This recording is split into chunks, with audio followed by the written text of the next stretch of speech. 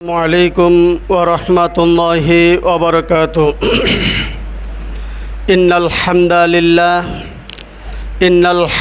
لله نحمده ونستعينه ونستغفره ونعوذ بالله من شرور أنفسنا ومن سيئات أعمالنا من يهد الله فلا مضل له ومن يضلله فلا هادي له ونشهد أن لا إله إلا الله وحده لا شريك له ونشهد أن محمدًا عبده ورسوله الذي أرسله بالحق بشيرا ونذيرا وداعيا إلى الله بإذنه وسراجا منيرا أما بعد أعوذ بالله من الشيطان الرجيم بسم الله الرحمن الرحيم مثل الذين ينفقون أموالهم في سبيل الله كمثل حبة أنبتت 7 سنابل في كل سنبلة 100 حبة والله يضاعف لمن يشاء والله واسع عليم। মহান আল্লাহ সুবহানাহু ওয়া তাআলা দরবারে অসংখ্য তারিফ শুকরিয়া সুজুদ যে আল্লাহ জাল্লা শানুহু আপনাকে আমাকে দুনিয়ার সব ব্যস্ততা দূর করে আল্লাহর ঘরে এসে দিনী আলোচনা বলার শোনার তৌফিক আল্লাহ পাক দান করেছেন। সে আল্লাহ সুবহানাহু ওয়া তাআলা দরবারে অসংখ্য তারিফ শুকরিয়া সুজুদ সকলে জবান খুলে পড়ে আলহামদুলিল্লাহ। আকায়ে নামদারে তাজদারে মদিনা সারওয়ারে কায়নাত ইমামুল মুরসালিন শাফিউল মুজনামিন খাতামান নবিয়্যিন নবী মুহাম্মদুর রাসূলুল্লাহ সকলে পড়ে সাল্লাল্লাহু আলাইহি ওয়াসাল্লাম। তিনার প্রতি অগণিত দরুদ ও সালাম বর্ষিত হোক। আমরা সকলে পড়ে সাল্লাল্লাহু আলাইহি ওয়াসাল্লাম। আমি আপনাদের সামনে সূরা আল বাকেরার 261 নম্বর আয়াতে কারিমা তেলাওয়াত করেছি। অল্প সময় কিছু কথা বলে বক্তব্য ইতি টানব। ওমা তৌফিকি ইল্লা বিল্লাহ আলাইহি তাওয়াক্কালতু ওয়া ইলাইহি উনীব। আউযু বিল্লাহি মিনাশ শাইতানির রাজিম। শয়তানের ওয়াসওয়াসা থেকে পানাহ চাইতেছি। যেই শয়তান আপনাকে আমাকে ধর্মের কাজ থেকে কুমন্ত্রণা দেয় যাতে ধর্মের কাজগুলি আপনি আমি বিরত থাকতে পারি, শয়তান ভোলা হয়ে যায়। হে আল্লাহ, সেই শয়তানের ওয়াসওয়াসা থেকে কুমন্ত্রণা থেকে রক্ষা চাচ্ছি। বিসমিল্লাহির রহমানির রহিম।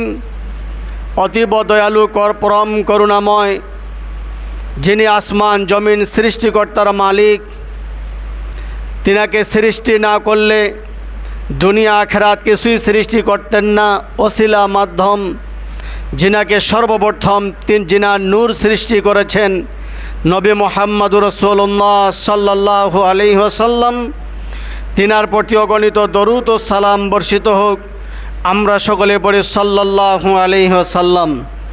ধর্ম ভোলা মানুষকে, যে মানুষগুলি ধর্ম থেকে ভুলে গেছে, ইসলাম থেকে দূরে সরে গেছে, নামাজ থেকে দূরে সরে গেছে, ইসলামের সুশীতল ছায়াতলে আশ্রয় গ্রহণ থেকে যারা দূরে সরে গেছে, তাদেরকে আল্লাহ সুবহানাহু ওয়া তাআলা সুন্দর করে বর্ণনা দিয়ে বুঝাচ্ছেন, হে দুনিয়ার অজানা মানুষ তোমরা জেনে রাখো, দুনিয়ার পথ ভোলা মানুষ তোমরা জেনে রাখো, যারা আল্লাহ সুবহানাহু ওয়া তাআলার গোলামি দাসত্ব একত্ববাদের প্রতি বিশ্বাস স্থাপন করতে চাও না, তোমরা শুনে রাখো, আমি আল্লাহর ক্ষমতা, আমি আল্লাহর হুকুম, আমার আল্লাহর ক্ষমতা তোমাদেরকে বলতে চাই যে আমি আল্লাহ সুবহানাহু ওয়া তাআলা তোমাদেরকে এমন রিজিক আমি আল্লাহ দিয়েছি যে দুনিয়ার মধ্যে একটা বীজ রোপণ করলে 1000 বছর ধরে তোমাকে আমি আল্লাহ রিজিক খাওয়াই।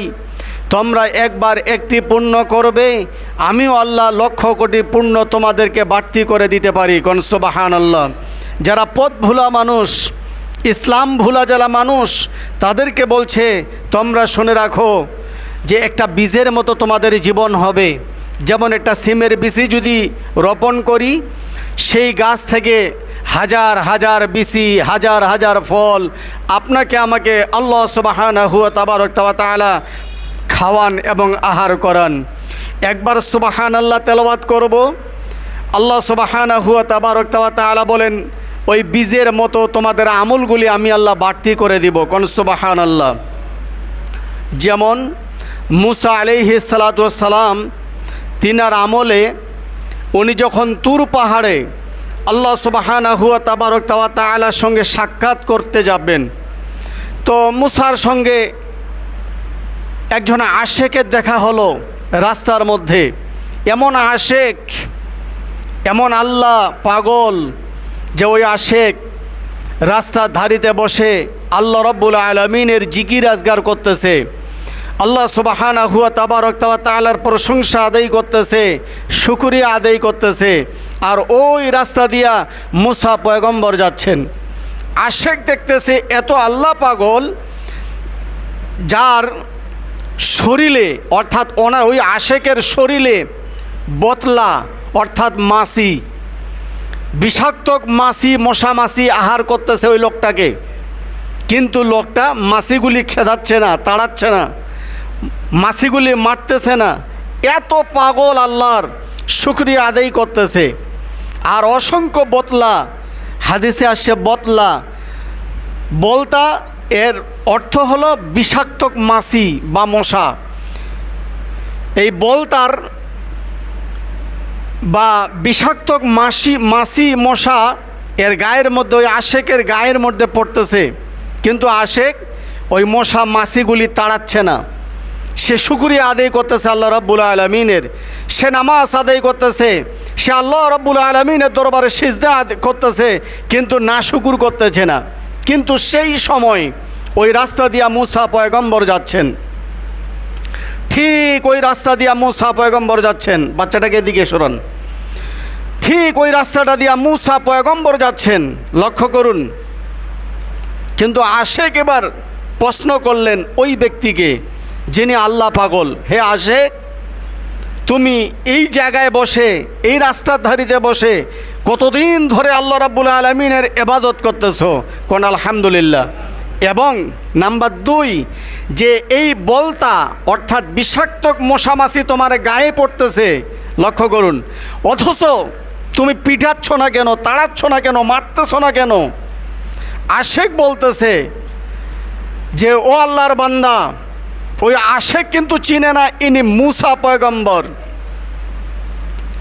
এখন ওই আশেক বলতেছে আমি আল্লাহ রাব্বুল আলামিনের দরবারে শুকরগুজার এই জন্যই করতেছি যে এই মশা মাছি আমার গায়ের মধ্যে কামড়াচ্ছে, আমাকে রক্ত চুষতেছে, আমার এতে আমার তন্দ্রা আসে না, নিদ্রা আসে না, ঘুম আসে না। আমি আল্লাহ রাব্বুল আলামিনের নিয়মিত সিজদা, নিয়মিত ইবাদত বন্দেগী, নিয়মিত তাসবিহ তাহলিল পাঠ করতে পারতেছি, আল্লাহর দরবারে নিয়মিত শুকরিয়া আদায় করতে পারতেছি। এই জন্য আমি এই বলতাগুলাকে অর্থাৎ এই মশা মাছিগুলাকে আমি তাড়াচ্ছি না। আলহামদুলিল্লাহ বলেন। মাথার মগজের মধ্যে নিয়ে নেন, বলতা বা মশা মাছিকে তাড়াচ্ছে না। আশেক মুসার সঙ্গে কথা বলতেছেন, মুসা আলাইহিস সালামের চোখের পানি বেয়ে বেয়ে পড়তেছে, কারণ মুসা নিজেই একটা পয়গম্বর, অথচ তার দেশের একজন নাগরিক, একজন আশেক এত পাগল। আলহামদুলিল্লাহ, এত পাগল, মাছিগুলি বলতাগুলি তাড়াচ্ছে না। বলছে বলতাগুলাকে যদি আমি তাড়িয়ে দেই তাহলে আমার আশেকের ঘুম এসে যাবে, আল্লাহর শুকরিয়া আদায় করতে পারবো না। এই জন্য আমি এই বলতাগুলাকে অর্থাৎ এই মাছিগুলাকে আমি তাড়াচ্ছি না। এরা আমার তন্দ্রা এবং অলসতা, এরা আমার ঘুম জাগিয়ে রেখেছে, আমি আল্লাহর ইবাদত নিয়মিত আদায় করতে পারতেছি। কোন সুবহানাল্লাহ। এতটুক যে হাদিস পড়লাম এটা মাথায় ঢুকছে তো ইনশাআল্লাহ, বাড়িতে নিয়ে যাবেন বাড়ি পর্যন্ত ইনশাআল্লাহ, এবং সকলে আমল করব। আল্লাহ কবুল করুক, সকলে বলি আল্লাহুম্মা আমিন। এবার আশেককে বললেন, হে আশেক, তুমি কতদিন ধরে এই রাস্তার ধারে, জঙ্গলের ধারে, পথে ঘাটে তুমি বসে আছো? কতদিন ধরে তোমাকে এই বলতা অর্থাৎ এই বিষাক্ত মাছিগুলি তোমাকে দর্শন করতেছে? বলা যাবে কি এখন আশেক বলতেছে, ও আল্লাহর বান্দা, অর্থাৎ আবার রিপ্লে করতেছে হাদিসটা। আশেক জানে না যে ইনি একজন দ্বীনি পয়গম্বর। আলহামদুলিল্লাহ বলেন। এবার আশেক বলতেছে, ও আল্লাহর বান্দা, আমি প্রায় 400 বছর ধরে এই জঙ্গলের ধারে পথের ধারিতে বসে আছি, আর 400 বছর ধরে এই বলতাগুলি, এই বিষাক্ত মাছিগুলি আমাকে দর্শন করতেছে। আমি 400 বছর ধরে আল্লাহর গোলামি করতেছি, 400 বছর ধরে আল্লাহকে সিজদা করতেছি। আলহামদুলিল্লাহ বলেন। ভাইরা আমার, আশেক তার কথা মুসা পয়গম্বর কিন্তু খুব মনোযোগ দিয়ে শুনতেছেন।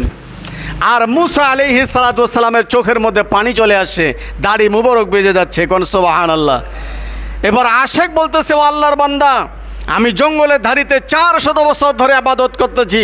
তাহলে বোঝা গেল 400 বছর ধরে এই বলতাগুলি, এই মশা মাছিগুলি তাকে কামড়াচ্ছে, কিন্তু কোনো দিন তাড়ায় না।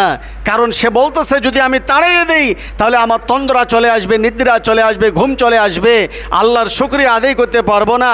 এই জন্য আমি এই অবস্থায়, এই হালতে আল্লাহ রাব্বুল আলামিনের শুকরিয়া আদায় করতেছি। কোন সুবহানাল্লাহ। এবার মুসা পয়গম্বর তার কথা শুনে বলতেছে, ও আশেক, তোমার জীবনের কি এমন একটা চাওয়া পাওয়া আছে যে চাওয়া পাওয়াটা তোমার পূরণ আমি একজন আল্লাহর বান্দা করতে পারবো? এবার আশেক বলতেছে, আমি আল্লাহ রাব্বুল আলামিনের দরবারে শুকরগুজার করতেছি, আর কেতাবে পড়ে দেখেছি অচিরেই, মানে খুব শীঘ্রই একজন পয়গম্বর আসবেন বনি ইসরায়েলের ভিতরে। ওই পয়গম্বরের নাম হবে মুসা কালিমুল্লাহ। সুবহানাল্লাহ। আমি আবার বলছি, হাদিসটা মুখস্থ রাখবেন, যে ওই আশেক জানে না ইনি দ্বীনি পয়গম্বর। এবার বলতেছে, আমার জীবনের খুব শখ যে শীঘ্রই মুসা পয়গম্বর, অর্থাৎ মুসা কালিমুল্লাহ নামে একজন নবী পয়গম্বর এদেশের মধ্যে আল্লাহ তাআলা আবির্ভাব করবেন খুব শীঘ্রই। তা আমি অপেক্ষায় আছি, 400 বছর ধরে আবাদত করতেছি আল্লাহ রাব্বুল আলামিনের, আর বলছি ওই মুসা পয়গম্বরের একজন উম্মত দাবিদার। আমি আল্লাহর দরবারে দোয়া করেছি, আমি উম্মত হতে চাই মুসা পয়গম্বরের, এই অপেক্ষায় আছি। তো আমার জীবনের শেষ চাওয়া পাওয়া দুইটা। এক, আল্লাহ রাব্বুল আলামিন যেন মুসা পয়গম্বরকে আমাকে দেখায় এবং তার উম্মত করে তৈরি করে বানায়, উম্মত করে যাতে উঠায়। কোন সুবহানাল্লাহ। নাম্বার 2, আর ওই আশেকের হাতে আমি এই জমিনের ঠান্ডা পানি পান করব। এই দুইটা আমার আশা। লক্ষ্য করুন তো বাবা। এবার এক, আমি আবার রিপ্লাই দিচ্ছি, আমি কেতাবে পড়ে দেখেছি, আশেক বলতেছে মুসা পয়গম্বরকে, যে আমি কেতাবে পড়ে দেখেছি শীঘ্রই একজন মুসা পয়গম্বর আসবে। আল্লাহ রাব্বুল আলামিন যেন সেই পয়গম্বর আমার নসিবে হয়, দেখার দর্শন হয়। নাম্বার 2, আর ওই মুসা পয়গম্বরের সঙ্গে যখন আমার দর্শন হবে, তার হাতে যেন আমি একটু ঠান্ডা পানি পান করতে পারি। এই দুইটি আশা আমার পূরণ করবে শীঘ্রই মুসা পয়গম্বর। এবার মুসা আলাইহিস সালাতু ওয়াস সালাম তার কথা শুনে বলছে, ও আল্লাহর বান্দা আশেক, যার আশায় আকাঙ্ক্ষায় এতদিন ধরে আল্লাহ রাব্বুল আলামিন তোমাকে জীবিত রেখেছেন। কোন সুবহানাল্লাহ। আর বেশি দূর নয়, তোমার সামনে যেই ব্যক্তি দাঁড়ানো আছেন, আমি সেই মুসা পয়গম্বর, আমি সেই মুসা পয়গম্বর। সঙ্গে সঙ্গে পড়ে নিলেন লা ইলাহা, পড়েন লা ইলাহা ইল্লাল্লাহু মুসা কালিমুল্লাহ। তুমি সেই পয়গম্বর? জি, আমি সেই পয়গম্বর। আল্লাহ তাআলা আমাকে মুজিজা দান করেছেন দুইটা। বগলে হাত থেকে বের হলে সূর্যের মতো, আপনার জোনাকির মতো, চাঁদের মতো আলো আলো হয়, আলো বের হয়, জোনাক বের হয়। নাম্বার 2, যে আমার হাতের লাঠি ছেড়ে দিলে সাপ হয়ে যায়। আল্লাহ রাব্বুল আলামিন আমাকে দুইটা মুজিজা দান করেছেন। যখন মিলে গেল তখন আশেক বলতেছে, আর একটা আশা আল্লাহ রাব্বুল আলামিন আমার পূরণ করলেন। আলহামদুলিল্লাহ, শুকরিয়া আদায় করলেন। আপনারাও বলেন আলহামদুলিল্লাহ। 2 নম্বর প্রশ্ন হলো যে ঠান্ডা পানি যেন আমি পান করতে পারি। এবার তাকে যখন বলল মুসা পয়গম্বর, আমাকে একটু ঠান্ডা পানি পান করাও, আমার জীবনে স্বাদ, তোমার হাতে ঠান্ডা পানি পান করব। মুসা আলাইহিস সালাতু ওয়াস সালাম এবার পানি আনতে গেলেন বহুদূর। লক্ষ্য করুন, বহুদূর গেলেন। একটু আগাম আলোচনা করি, এবাদত করতেছে কয়শো বছর ধরে? 400 বছর ধরে। 400 বছর ধরে কে খাওয়াচ্ছেন? আল্লাহ রাব্বুল আলামিন। 400 বছর ধরে পানি পান করাচ্ছেন আল্লাহ রাব্বুল আলামিন। 400 বছর ধরে জীবিত রেখেছেন আল্লাহ রাব্বুল আলামিন। 400 বছর ধরে মশা মাছি তাকে কামড়াচ্ছে, তাড়াচ্ছেন না আল্লাহ, এরপরেও তাকে কোনো ভাইরাস রোগ দেন নাই, ডেঙ্গু দেন নাই, আল্লাহ রাব্বুল আলামিন জীবিত রাখছেন। এত কিছু আল্লাহর ইবাদত করেছেন, আল্লাহ তার জিম্মাদারি হয়ে গেছেন। সুবহানাল্লাহ বলেন। আমি আরেকটু তারপরে সামনে যাই, আমি আবার আপনাদেরকে মুখস্থ করাই। মুসা পয়গম্বর যখন যাচ্ছিলেন তুর পাহাড়ে, আশেক বসে আছে জঙ্গলের ধারিতে। এবার রিপ্লাই দেই, আশেকের সঙ্গে সাক্ষাৎ হলো। বাবা তোমার নাম কি? নাম বলল। এত মশা মাছি তোমাকে কামড়াচ্ছে, তুমি তাদেরকে মারতেছো না কেন? বলতেছে মারতেছি না, এই জন্য রিপ্লাই দিচ্ছি যে আমি যদি এদেরকে তাড়িয়ে দেই, মেরে ফেলাই, তাহলে আল্লাহর ইবাদত গোলামি আমি ঠিক মতন করতে পারবো না। এই জন্য আল্লাহর শুকরিয়া যাতে ঠিক মতন আদায় করতে পারি, তন্দ্রা নিদ্রা যাতে আমার না টাচ করে, এই জন্য আমি আল্লাহ রাব্বুল আলামিনের দরবারে শুকর গুজার করতেছি। সুবহানাল্লাহ।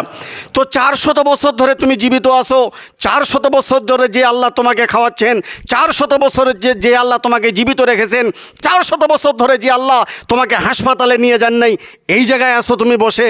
তোমার আশা কয়টা আসার কথা বলছিলাম? 2টা। ধন্যবাদ। এক, যে আমার শীঘ্রই মুসা পয়গম্বর আসবে, তার সঙ্গে আমার সাক্ষাৎ হবে। এখন আপনারা বলেন সাক্ষাৎ হইল কি না? 2 নাম্বার বলেন ঠান্ডা পানি। ঠান্ডা পানি পান করবে মুসার হাতে। এবার মুসা আলাইহিস সালাতু ওয়াস সালামকে যখন বলল যে আমি ঠান্ডা পানি পান করব তোমার হাতে, এটা আমার জীবনের আশা, তখন মুসা পয়গম্বর ঠান্ডা পানি আনার জন্য বহুদূর গেছেন। আমাদের এলাকার মতো না যে ওই বাড়ি সাম্বাসাল, এই বাড়ি টিউবওয়েল আর ওই বাড়ি কুয়া, এমনটা নয়। অনেক দূর ঠান্ডা পানি আনার জন্য মুসা পয়গম্বর গেছেন। হাদিসটা এখন আবার জরুরি মুখস্থ রাখবেন। এদিকে বনের পশুরা এসে যখন গেছেন তখন মালাকুল মাউত ফেরেশতা এসে তার জানটা কবজ করে নিয়েছেন। কার বলেন দেখি? ওই আশেকের। জি, ওই আশেকের জান কবজ করে নিয়েছেন। মুসা কোথায় গেছে মুখস্থ করেন? পানি আনার জন্য। আর আজরাইল জান কবজ করে ফেলেছে। জান কবজ করাও শেষ, মোরা লাশটা পড়ে আছে, তার দেহ পড়ে আছে। রয়্যাল বেঙ্গল টাইগার, জঙ্গলে হিংস্র প্রাণীরা, হিংস্র প্রাণীগুলো এসে তাকে খেয়ে চৌচির করে দিয়েছেন, মানে কোনো অস্তিত্ব এখানে নেই, খাই শেষ। এখন জায়গা ফাঁকা। মুসা পয়গম্বর কিছুক্ষণ পর পানি নিয়ে আসেন, এসে দেখতেছি কিছুই নাই, লোক মারা গেছে। লোকটাকে বনের পশুরা খেয়ে চুপচাপ বসে আছেন ওই জায়গায়। আলহামদুলিল্লাহ বলার ইচ্ছা হলো না। তখন মুসার আগে রেগে গেছেন, হায় সর্বনাশ, লোকটা, আচ্ছা আপনার হাতে যদি গ্রামের কেউ পানি পান করিবা যায়, পানি আনতে গেছেন, আসি যদি দেখেন লোকটা মারা গেছে, আফসোসের সীমা থাকবে না? তো মুসা পয়গম্বরের মনটা ভেঙে গেছে। হায় বাপ, আমাকে দেখলো সে, আল্লাহ দেখাইলো, কিন্তু আমার হাতে ঠান্ডা পানি পান করতে চাইলো। আমি পানি আনতে গেলাম, এসে দেখলাম লোকটা মারা গেল। লোকটাকে আবার হিংস্র প্রাণীরা, রয়্যাল বেঙ্গল টাইগাররা খেয়ে ফেললো। ফেলে সবাই পেট ভর্তি করে ওখানে বসে আছে, জঙ্গলের প্রাণীরা সব বসে আছে। মুসা কিন্তু তেলে বেগুনে জ্বলে উঠছে। পানির বোতল ধরে কোহেতুরে চলে গেছে তুর পাহাড়ে। আল্লাহ রাব্বুল আলামিনের দরবারে যেয়ে বলছে, আল্লাহ আল্লাহ আল্লাহ, তোমার বিচার করব আমি। আলহামদুলিল্লাহ বলেন। তো আল্লাহ মুস্কি হেসে বলছেন যে আমার বিচার মুসা তুমি কি করবা? যে আল্লাহ, একটা লোক পানি পান করতে চাইলো, আমি পানি আনতে গেলাম, কিন্তু এসে দেখলাম তুমি আজরাইল দিয়া লোকটাকে মারি দিয়া, রয়্যাল বেঙ্গল টাইগার দিয়া লোকটাকে তাদের পেটে ঢুকাই দিলে। তাহলে যারা মজলুম, দুনিয়ার মধ্যে তোমার ইবাদত বন্দেগী যারা করে না, তাদের উপর কত নির্যাতন তুমি করো। আমার চোখের সামনে একটা আল্লাহওয়ালা লোক, তোমার পাগল, 400 বছর ধরে তোমাকে সিজদা করতেছে, সেই লোকটার উপর তুমি জুলুম নির্যাতন কেন করলে আমাকে বলো? আলহামদুলিল্লাহ বলার ইচ্ছা হলো না? আমি কি বুঝাইতে সক্ষম বাবা? 400 বছর ধরে, লক্ষ্য করুন, 400 বছর ধরে, বারবার বলতেছি যাতে আপনাদের মুখস্থ ঠনস্থ থাকে। 400 বছর ধরে লোকটাকে তুমি খাওয়াইলে, লোকটা আমার অপেক্ষায় ছিল, আমার সঙ্গে সাক্ষাৎ হইল, আমার হাতে পানি পান করতে চাইলো, আমি পানি আনতে গেলাম, লোকটাকে তুমি অন্যায় জুলুম অত্যাচার করলে কেন? লোকটাকে কেন তুমি দুনিয়া থেকে বিদায় করে দিলে? তাহলে যারা বেনামাজি, আল্লাহর গোলামি করে না, আল্লাহর দাসত্ব করে না, তাদের উপর কত নির্যাতন জুলুম তুমি চালাও, নিশ্চয়ই তোমার দোষ আছে। আল্লাহ রাব্বুল আলামিন তখন মুসাকে ডাক দিয়া বলছে, মুসা আমি নির্দোষ। আলহামদুলিল্লাহ বলেন। আমার কোনো দোষ নাই। মুসা শোনো, 400 বছর ধরে তুমি কি তাকে পানি পান করাইছো? কয় না। আলহামদুলিল্লাহ বলেন। 400 বছর ধরে আমার এবাদত গোলামি করতেছে, রিজিক তুমি কি খাওয়াইছো? কয় না। 400 বছর ধরে বলতা অর্থাৎ মশা মাছি তাকে কামড়াচ্ছে, কোনো রোগ বালাই হয় নাই, তুমি কি ট্রিটমেন্ট করতেছো? কয়েছেন না। 400 বছর ধরে তার সংসারে যত রিজিক মুসা, তুমি কি এক বস্তা জব তাদের বাড়িতে গ্রামে পাঠিয়েছো? কয়েছেন না। অর্থাৎ মুসাকে 27টা প্রশ্ন করছিলেন, মুসা 27টা প্রশ্নের উত্তরে বলছেন না। আমরাও বলি না, না একটাও করি নাই। হে মুসা, মুসাকে ডাকছেন আল্লাহ, মুসা 40 বছর নয় 400 বছর ধরে আমি আল্লাহ তার সংসার চালাই। সুবহানাল্লাহ বলেন। 400 বছর ধরে তাকে পানি পান করাচ্ছি, 400 বছর ধরে তাকে রিজিক দিচ্ছি, 400 বছর ধরে তাকে বলতারা কামড়াচ্ছে, মশারা মাছিরা কামড়াচ্ছে, আমি আল্লাহ তাকে সুস্থতা রেখেছি। আজ তোমাকে দেখে পানিটা তোমার কাছে না চাইয়া আমার দরবারে যদি পানি চাইতো, অবশ্যই আমি আল্লাহ তাকে পানি পান করাইতাম। কিন্তু আল্লাহ রাব্বুল আলামিনের দরবারে না চাইয়া চাইছে কার কাছে? হে মুসা, তোমার কাছে যখন পানি চাইছে, এখন তুমি পানি পান করাও। কারণ এতদিন ধরে যে মালটারে আমি খাওয়াইলাম, এতদিন ধরে যে মালটাকে আমি গোছাইলাম, ওই মালটাকে তোমাকে আর খাইতে দিব না, তোমার হাতে পানি পান করতে দেব না এই পর্যন্ত ওকে। এই জন্য আমি তাকে নিয়ে চলে এসেছি। বনের পশুরা তাকে গিলে ঘ্রাস করে ফেলেছে। মুসা বলাইবার দোষকার। মুসা সিজদায় পড়ে গিয়া বলছে, আল্লাহ আল্লাহ আল্লাহ, আমার দোষ সম্পূর্ণ, তুমি নির্দোষ। যেরকম না সুবহানাল্লাহ, তুমি নির্দোষ, আমার কোনো দোষ নাই। আল্লাহ রাব্বুল আলামিন ডাক দিয়ে বলছে, হে মুসা, ও তো আমার কাছে চাইতে পারতো, ও তো আমার কাছে চাইতে পারতো, এতদিন চাইলো। কয়শো বছর বাবা? 400 বছর চাইলো, কিন্তু এখন আমার কাছে না চাইয়া ওয়ালা ইশরিক বিইবাদাতি রব্বি আহাদা, তোমার কাছে চাইলো কেন? তুমি তো তাকে আয়ু দিতে পারো না, তুমি তো তাকে জীবিত করতে পারো না, তুমি তো তাকে হায়াত দিতে পারো না, মৌত দিতে পারো না। তোমার কাছে, আমার কাছে না চাইয়া শেষ পর্যায়ে পানিটা তোমার কাছে চাইলো। আমি আল্লাহ তো তাকে ঠান্ডা পানি নয় আরও কিছু খাওয়াইতাম। কোন সুবহানাল্লাহ। তো ভাই দোস্ত আর বুজুর্গ, ওই হাদিস থেকে প্রতীয়মান হয় যে শিক্ষা এইটাই দেওয়া যাচ্ছে যে যা কিছু চাওয়ার কার কাছে চাইতে হবে? পায়ের এক জোড়া স্যান্ডেল ছিঁড়ে যাইলেও দুহাত তুলে আল্লাহ রাব্বুল আলামিনের দরবারে দোয়া করতে হবে যে আল্লাহ, পায়ের স্যান্ডেলটা আমার ছিঁড়ে গেছে। সুবহানাল্লাহ। বাড়িতে অভাব অনাটন, কারো কাছে চাওয়ার আগে আল্লাহ রাব্বুল আলামিনের দরবারে চাইতে হবে, আল্লাহ আল্লাহ, আমার বাড়িতে অভাব এসেছে। আরেকটা হাদিস শোনাই। আল্লাহ সুবহানাহু ওয়া তাআলা এই হাদিস থেকে, ইতিহাস থেকে বুঝাচ্ছেন আপনাদেরকে, আমাদেরকে, মাসালুল্লাযীনা ইউনফিকুনা আমওয়ালাহুম ফি সাবিলিল্লাহ। তুমি কি জানো একটা বীজ রোপণ করলে যেমন 100টা বীজ হয়, তুমি কি জানো একটা বীজ রোপণ করলে, একটা ধান রোপণ করলে 50টা শীষের মধ্যে আমি আল্লাহ ধরাই, তোমরা একবার সুবহানাল্লাহ বলবে, আমি আল্লাহ 50টা সুবহানাল্লাহ সওয়াব দিতে পারি, আমি আল্লাহ পারি, তোমরা কেউ পারবে না। কর সুবহানাল্লাহ। ভাইরা আমার, ইমাম আবু হানিফা রহমাতুল্লাহ আলাইহির আমলে একজন আশেক বিদেশে যাবে। বিদেশে যাওয়ার সময় তার গিন্নি, তার ওয়াইফ প্রেগনেন্ট। লক্ষ্য করুন। তো ওই লোক খুব আল্লাহওয়ালা আশেক। তো এখন আশেক বলে গেছে, আল্লাহকে বলতেছে, আমি তো বিদেশে যাব রিজিকের তাগিদে, রাব্বুল আলামিন আমার স্ত্রীকে তোমার জিম্মাদারে দিয়ে গেলাম। সুবহানাল্লাহ। কার জিম্মাদারে? আল্লাহ রাব্বুল আলামিনের জিম্মায় দিয়ে গেলাম। কিন্তু তার পেটের ভিতরে যে বাচ্চাটা আছে, এই বাচ্চাটা আল্লাহ রাব্বুল আলামিনের জিম্মায় তো দেয় নেই। তার দোয়া ছিল, তার ফিকির ছিল যে আল্লাহ, জিম্মাদারি তোমার দিয়ে দিলাম। কোন সুবহানাল্লাহ। স্বামী বিদেশ চলে গেছে, স্ত্রী প্রেগনেন্ট, বাচ্চা হচ্ছে, হবে, এই এমত অবস্থায়, এমন পেটের ব্যথা, প্রসব ব্যথা, এই অবস্থায় স্ত্রী মারা গেছে। লক্ষ্য করুন, আমার দিকে তাকান, স্ত্রী মারা গেছে। তো গ্রামবাসী সকলে স্ত্রীকে কবর দিয়ে চলে আসছে। তো তার স্বামী তো বিদেশ। আল্লাহর উপর ওয়াতাওয়াক্কাল আলাল আজিজির রহিম, আল্লাহর উপর তার এত ভরসা, আল্লাহর উপর তার এত তাওয়াক্কাল, আল্লাহর উপর তার এত ভরসা যে সে বিদেশে চলে গেছে। বিদেশ থেকে এসে গ্রামবাসী, গায়ের লোক বলতেছে, প্রতিবেশী বলতেছে, তোমার ওয়াইফ তো নেই, তোমার স্ত্রী তো নেই, কেন? প্রসব ব্যথার সময় তোমার স্ত্রী মারা গেছে। গ্রামবাসী ভাই ভাতিজারা সবাই মাটি দিয়ে আসছে, কয় যে আমার স্ত্রী মারা যাইতে পারে, আমার স্ত্রী মারা যাইতে পারে, আমার বাচ্চা মারা যাবে না। সুবহানাল্লাহ। কবরে চলে গেছে, কবরে চলে গেছে। যে বলছে আল্লাহ রাব্বুল আলামিনের জিম্মায় দিয়ে গেছেন তার বাচ্চাকে, কবর খুঁড়ে দেখতেছে তার মা তার স্থন তার জিন্দা অবস্থায় কবরের মধ্যে রাখছে, আর বাচ্চাটা মায়ের দুগ্ন পান করতেছে। কবর খোঁড়া মাত্রই বাচ্চা পিতার কলের মধ্যে যখনই চলে আসছে, মালাকুল মউত ফেরেশতা জান কবজ নিয়ে চলে গেছে।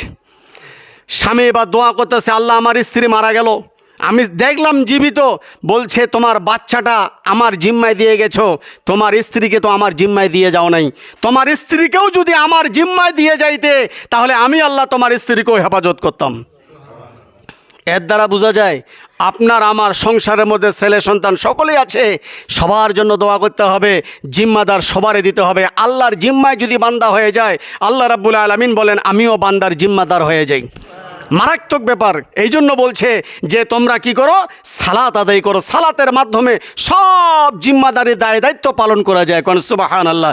যদি নিয়মিত সালাত আদায় করেন, আল্লাহ সুবহানাহু ওয়া তাআলা বলেন ফি সাবিলিল্লাহ কামাসালি হাব্বাতিন আমবাতাত সাবআ সানাবিলা ফি কুল্লি সুম্বুলাতিন মিয়াতু হাব্বা। বান্দারে তোমরা আমার সঙ্গে কেমনে নাফরমানি করো, তোমরা আমার না শুকুর কেমনে আদায় করতেছো, আমি আল্লাহ তোমাকে রিজিক দান করেছি। এই জন্য মুখ দিয়া উচ্চারণ করতে হবে লা ইলাহা ইল্লাল্লাহ মুহাম্মাদুর রাসূলুল্লাহ সাল্লাল্লাহু আলাইহি ওয়াসাল্লাম। এই কালেমা যখন মুসলমান মুখ দিয়া উচ্চারণ করবে তখন তার উপর নামাজ ফরজ হয়ে যাবে। কিন্তু বাংলাদেশের যে মানচিত্র, সব মুসলমান কালেমা পড়েছে, এমন কালেমার গুণাগুণ মনে হয় তার উপর নামাজ ফরজই হয়ে নেই। এক, যখন আপনার উপর জিম্মাদারি চলে আসবে কালেমার, তখন 2 নম্বর জিম্মাদারি চলে আসবে নামাজের। কালেমা, নামাজ, এরপরে হলো আপনার এলেম। এলেম জানতে হবে। নামাজ পড়তে গেলে আপনার নামাজের আহকাম আরকানগুলি আপনাকে আমাকে জানতে হবে, যে কোথায় নামাজের আহকাম আরকান, নামাজ ভঙ্গের কারণ কয়টি, নামাজের ওয়াজিব কয়টি, নামাজের সুন্নত কয়টি, নামাজের মধ্যে মুস্তাহাব কয়টি, নামাজের মধ্যে ফরজ কয়টি, নামাজ ভঙ্গের কারণ কয়টি, সব কিছু যখন আপনার আমার ক্লিয়ার থাকবে, তখন আল্লাহ রাব্বুল আলামিন বলেন বান্দাগুলি আমার কাছে দরবারে চাইতেও আরাম পাবে। কোন সুবহানাল্লাহ। এই জন্য সর্বপ্রথম লা ইলাহা ইল্লাল্লাহ মুহাম্মাদুর রাসূলুল্লাহ, কালেমার পরে নামাজ, নামাজের পরে এলেম। নামাজ পড়তে গেলে একটু এলেমের দরকার। এলেম ছাড়া তো কোনো কিছু হাসিল করা যায় না। ন্যাম্পোর মধ্যে যদি কেরাসিন তেল না থাকে ন্যাম্পো জ্বলবে না, মোমবাতির মধ্যে মোমবাতি না থাকলে আলো জ্বলবে না। এই জন্য এলেমের দরকার বাবা। এলেমের পরে হলো জিকির। জিকির সর্বশ্রেষ্ঠ আফজালুল জিকির হলো কোরআনে কারিম তেলাওয়াত করা। যে আমি কোরআন পড়তে পারি না এমন কোনো পৃথিবীতে মুসলমান নেই বাবা, সবাই কোরআন পড়তে পারি, আলহামদুলিল্লাহ বলেন। ফজর নামাজের পর কোরআনটা হাতের মধ্যে নিয়ে সূরাতুল ফাতিহা যখন আপনি তেলাওয়াত করবেন, আল্লাহ রাব্বুল আলামিন কোরআন পড়া সব আমলনামায় দান করবেন। পৃথিবীর যত মুহাম্মদের উম্মত আছে কেউ কোরআন পড়তে পারে না, এই ধরনের একটা উম্মতও পৃথিবীতে আল্লাহ সৃষ্টি করেন নাই। কারণ আউযু বিল্লাহি মিনাশ শাইতানির রাজিম একটা কোরআনের আয়াত, বিসমিল্লাহির রহমানির রহিম একটা কোরআনের আয়াত, ইন্না আতাইনাকাল কাউসার একটা কোরআনের আয়াত, কুল হুয়াল্লাহু আহাদ কোরআনের আয়াত, আলহামদুলিল্লাহি রাব্বিল আলামিন কোরআনের আয়াত। অর্থাৎ একটা না একটা কোরআনের আয়াত জাতির মুখস্থ আছে, আলহামদুলিল্লাহ, আছে কি না? কিন্তু আমরা বেমালুম ভুলে গেছি কোরআন পড়া ফরজ, কোরআন মানা ফরজ, কোরআন জানা ফরজ, কোরআন তেলাওয়াত করা ফরজ। আমরা তো একটা ফরজও তো নেই। নেন দেখি, কোরআন পড়া ফরজ। আমরা সবাই কোরআন পড়তে পারি।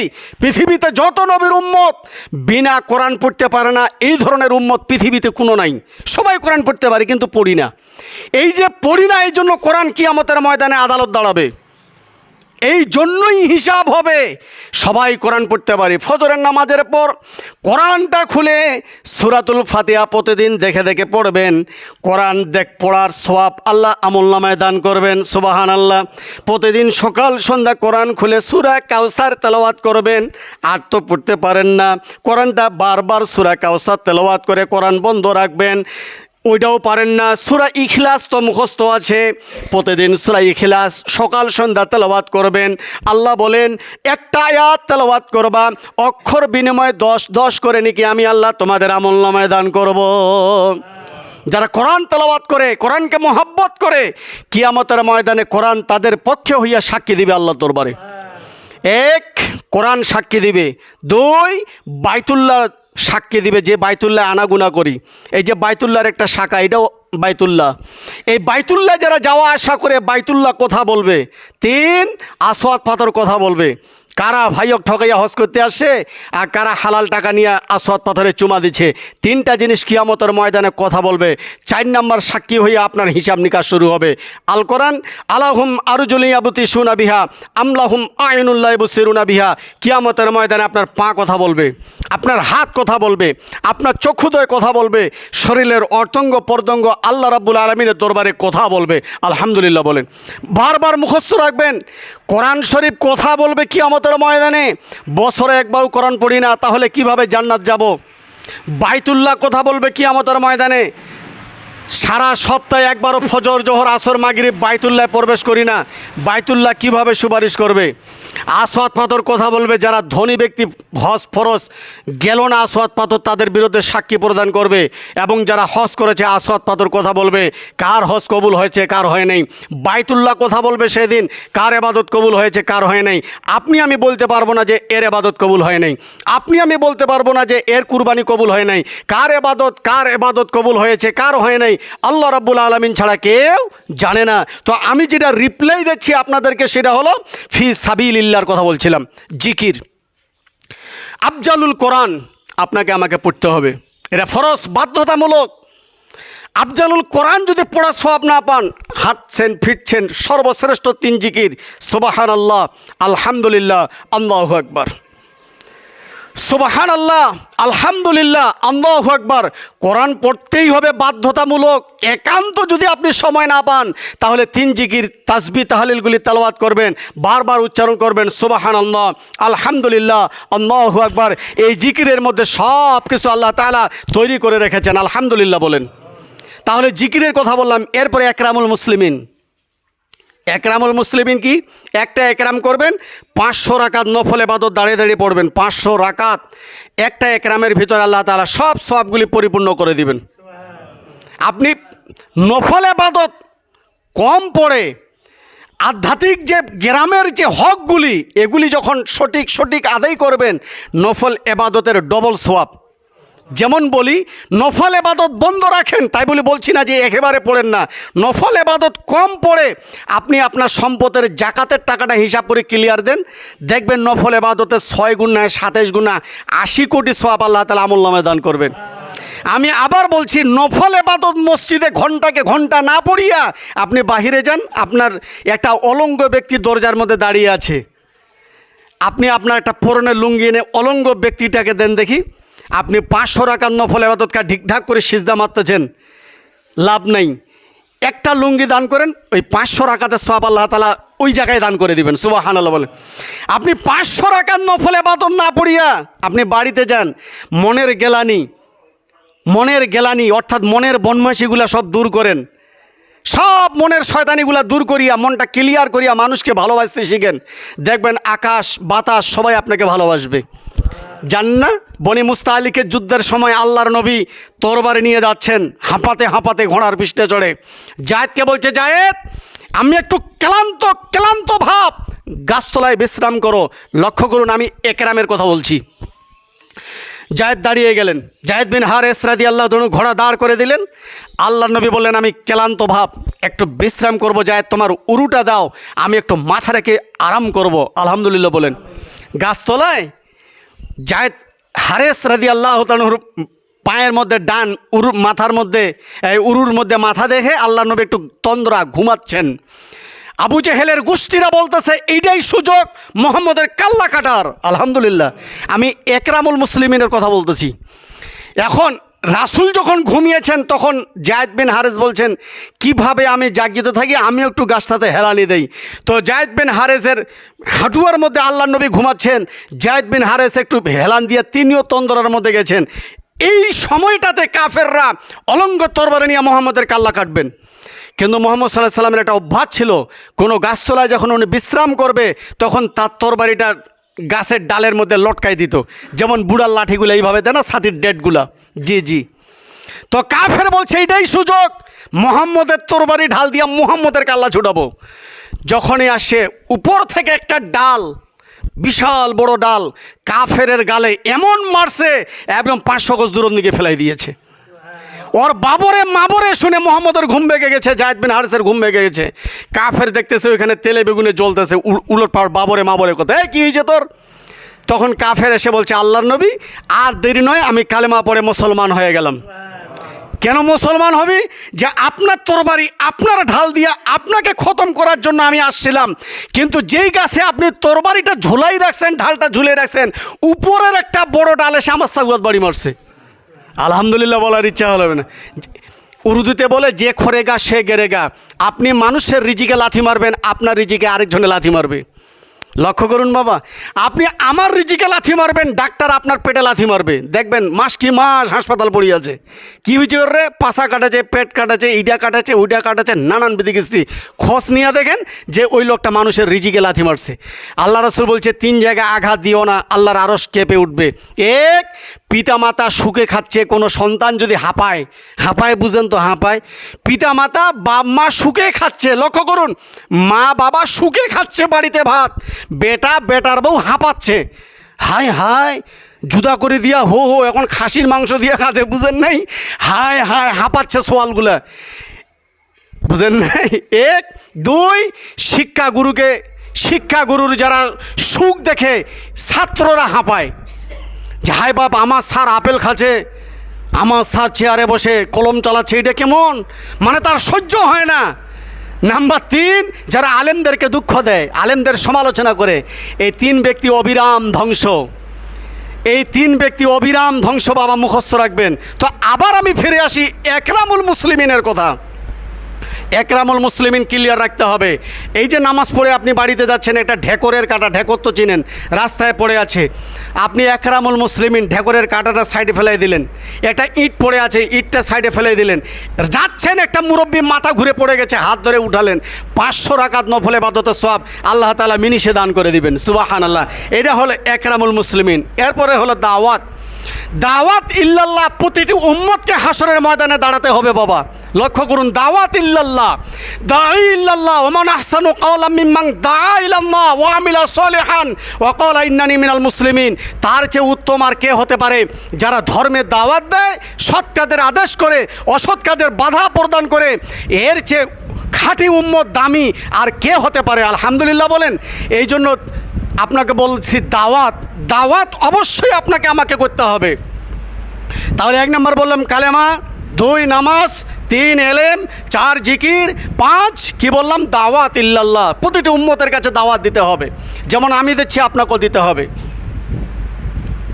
এবং সহি নিয়ত, 6 নম্বর যেটা হলো সহি নিয়ত রাখতে হবে, যে আমি ফজরের নামাজ পড়েছি, আসর যাতে আমার মিস না যায়, আমি আসর পড়েছি, মাগরিব যাতে আমার মিস না যায়, মাগরিব পড়েছি, এশার যাতে আমার মিস না যায়, এশার পড়েছি, তাহাজ্জুদ যাতে আমার মিস না যায়, তাহাজ্জুদ পড়েছি, ইশরাক যাতে আমার মিস না যায়, ইশরাক পড়েছি, আবার যাতে আমার জোহর মিস না যায়। এইভাবে টার্গেট নিয়ে পৃথিবীতে বাস করতে হবে। টার্গেট ছাড়াই যদি বাস করি, এরা হলো দুনিয়ার রামছাগল। তাহলে মুখস্থ রাখবেন।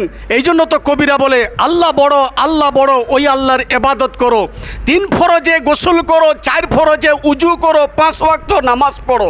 আলহামদুলিল্লাহ বলেন। 6 উসুলে বয়ান শোনো, জাহান্নাম ভয়ঙ্কর, জান্নাত আমার সোনার ঘর। সুবহানাল্লাহ। মুসলিম আমার নাম, ইসলাম আমার গাড়ি, জান্নাত হবে আমার বাড়ি। সুবহানাল্লাহ।